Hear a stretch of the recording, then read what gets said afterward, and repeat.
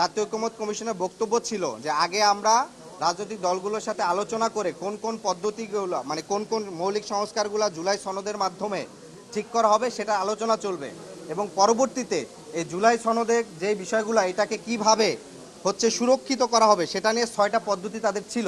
কিন্তু গত 15 দিনে জাতীয় ঐকমত্য কমিশনের সভাপতির জায়গা থেকে তিনি যে বক্তব্য দিয়েছেন সেই বক্তব্যের জায়গা থেকে আমরা মনে হচ্ছে শুধুমাত্র একটি দল ওই 6টির মধ্যে যেই প্রস্তাবটি দিয়েছেন, অর্থাৎ এখানে অনেকগুলো দল বলেছেন নির্বাচনের পূর্বে গণভোট হয়ে এটা হচ্ছে সলিউশন হয়ে যাবে।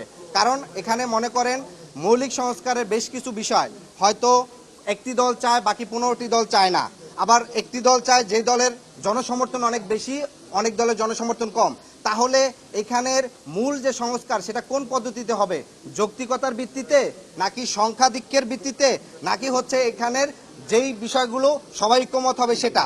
তাহলে দেখা গেছে যে সকল দল মিলেও সকলের ম্যান্ডেট আসছে না, সে কারণে আমাদের প্রস্তাব ছিল গণপরিষদ। শাইনি চুলে এখন হবে সব হেয়ারস্টাইল। সিল্কোর দ্বিগুণ শাইনি চুল প্রতিদিন। অনেকগুলো দল গণভোটের কথা বলছেন। বিএনপির প্রস্তাব ছিল পরবর্তী সংসদের মাধ্যমে এই জিনিসটি বাস্তবায়ন হবে। ফলশ্রুতিতে ঈদের পূর্বে প্রধান উপদেষ্টা তিনি ঐকমত্য কমিশনের সভাপতি হিসাবে যখন বলে ফেলেন যে আপনারা পরবর্তী সংসদে যারা আসবে তাদের কাছ থেকে ওয়াদা নেবেন, তার মানে তিনি গণভোট নাকচ করে দেন। এবং আমরা দেখেছি প্রধান উপদেষ্টার যে বিদেশ সফর করছেন সেই সফরেও তিনি হচ্ছে গণভোটের বিষয় বলছেন যে গণভোট বিষয় জনগণ জানে না। ফলে তার ঐকমত্য কমিশনের সভাপতির জায়গা থেকে এই বক্তব্য তাদেরই যে 6টি প্রস্তাবনা দিয়েছে সেখানে বাকি 5টিকে খারিজ করে বলে, যার কারণে আমরা ঐকমত্য কমিশনের এই বিষয়গুলো নিয়ে উত্থাপন করেছি যে কেন এই বিষয়টি করা হয়েছে। একই সাথে আমরা একটি বিষয় বলতে চাই যে এখানে বলা ছিল জাতীয় ঐকমত্য কমিশন সকল দলের সাথে আলাপ আলোচনা করে পরবর্তীতে বাস্তবায়ন কি হবে এর পরবর্তীতে নির্বাচন কিংবা অন্য সংক্রান্ত আগাবে।